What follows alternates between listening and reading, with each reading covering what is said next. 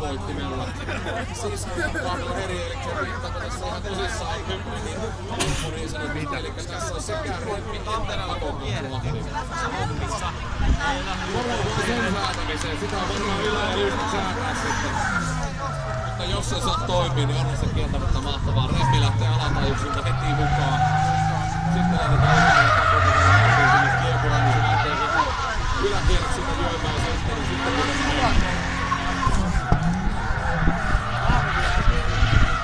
Pojat on kuulemma luvannut, että ne menee vaikka trailerilta täällä kotiin. Juu, perus Sannalla vaan. Offroadiksi tämä on. Ja se pitää. Sillä on hiekkaa. Ja nyt paukkuu yleisö, tykkää yleisö, pitää ääntä.